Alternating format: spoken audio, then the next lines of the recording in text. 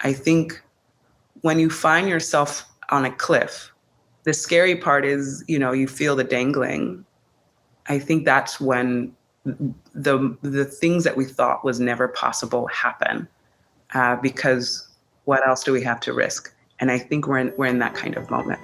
So I am deciding to be hopeful. I think we might break some things we never thought could be broken.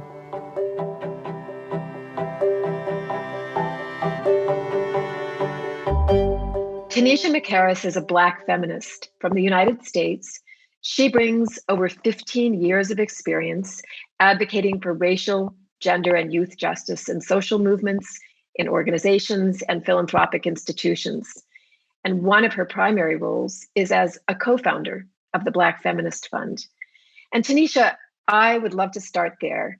Tell us about the Black Feminist Fund, why it was created, and why it is so transformative.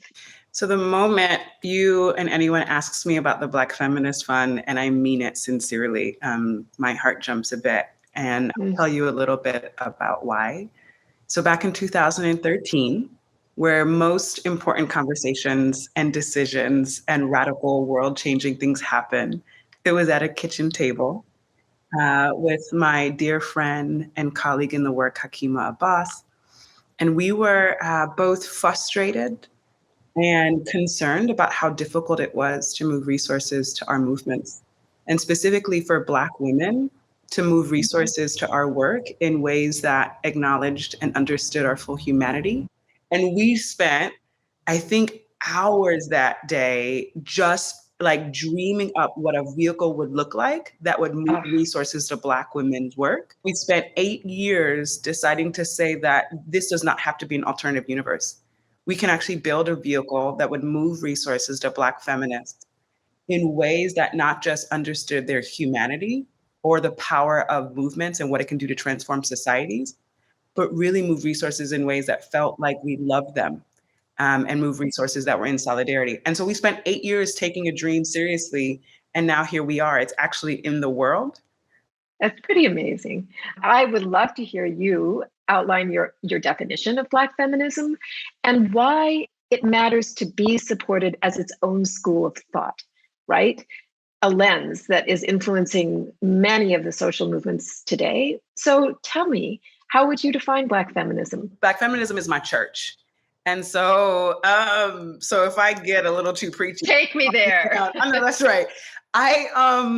So Black feminism, as you're right, is its own school of thought. At the heart of Black feminism is acknowledging the inherent value of Black women, Black femmes, Black non-binary people, Black trans people. So the idea of the inherent value is core and central to Black feminism and its analysis and the way of being. And so the analysis around Black feminism is the core belief that we can't separate out racial injustice, gender injustice, multiple different forms of class oppression, that in the words of Kimberly Crenshaw, that these are all intersections that need to be held, understood together. Because if we try to fight one battle, so if I'm trying to fight racism at the cost of sexism, we all lose. We're actually not fighting racism well. And so Black feminism is about starting with the last first. So that's a core principle. And not that we're the last because of our humanity. It's the last because it's often considered the least. So if you start with the last, not only are you able to start with folks who are often most vulnerable and harmed, but you start with folks who are actually able to see the entire way and see the way these systems harm people. But also you get to start with people whose genius has kept them not just alive, but whose genius has been able to really create foundations for multiple movements. So that's Black feminism. The Black part, it is about, folks who Blackness is complicated, right? Based on context and geography and history. But it was important for us to acknowledge that there is a shared struggle with folks across the African continent, across Afro-descendant people everywhere, and our shared struggle unites us. And so when you take the Black feminist movements and leaders across the world, the idea is saying that we have a shared struggle while it is unique, depending on your context, And when we are together, when we fight together, when we build together, when we dream together, we are stronger and more able to win together.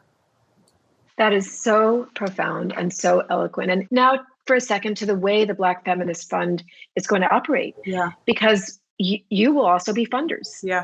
So I'd love to hear you talk about how you think about your relationship with your partners. We often say, what does it look like to fund movements like we want them to win? Right?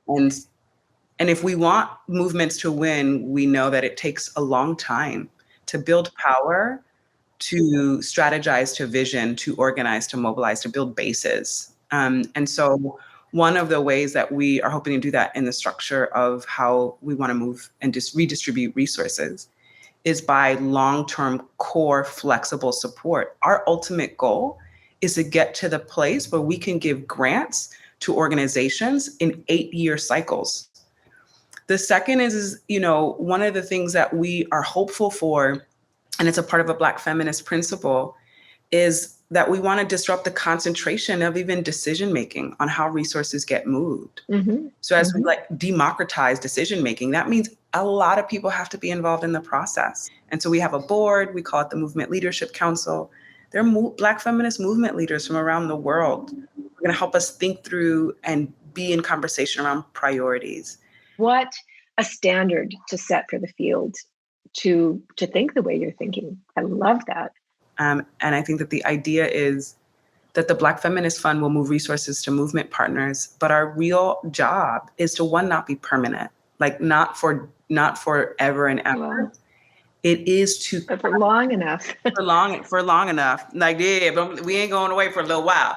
But can we be grounded for at least a generation and move resources to movements, and then be able to catalyze even more support beyond the fund, to be able to model what it looks like to be in true solidarity with Black feminist movements and move not just more resources, but continue to move healthier resources, better resources, and resources that actually come along with believing in movements and going back to that principle that I shared earlier, believing in the inherent value of Black women and Black femmes and Black non-binary people. I think that that's just so important. So let's talk about the Global South. We know we need to shift power from the Global North to the Global South, although that binary also needs to be contested now, given the movement of so many people across borders where they belong to multiple places at the same time.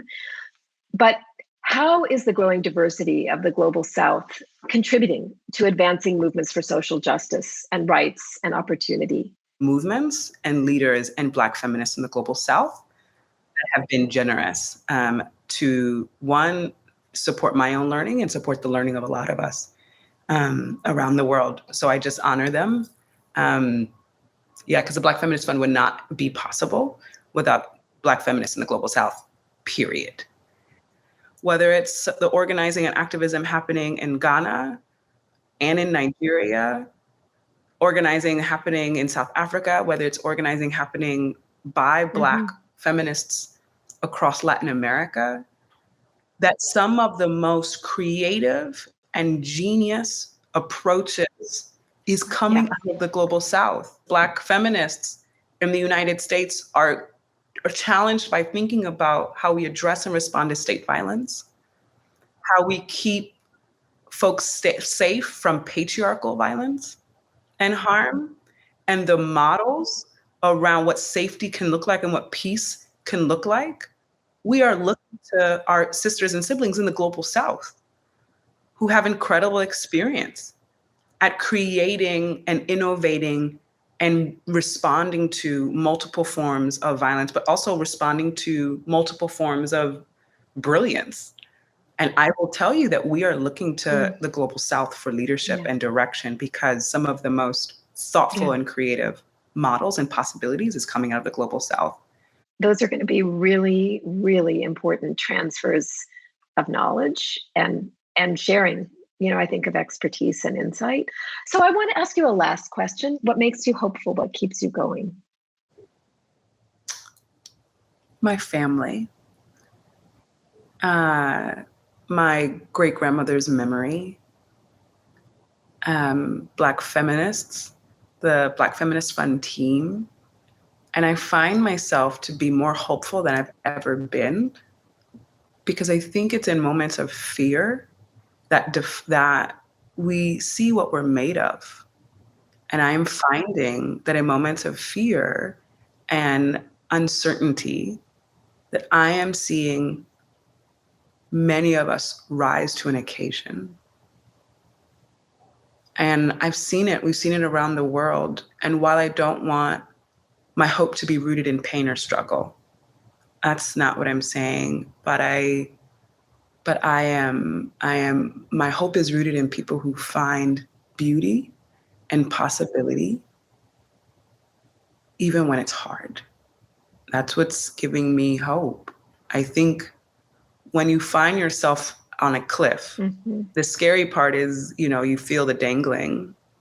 I think that's when the things that we thought was never possible happen, because what else do we have to risk? And I think we're in that kind of moment. So I'm deciding to be hopeful. I think we might break some things we never thought could be broken. Oh, I just want to thank you for that. And the leaderful way you operate in the world. I feel so lucky to get to see you in several different contexts as that kind of a creator and mover and transformer. So thank you.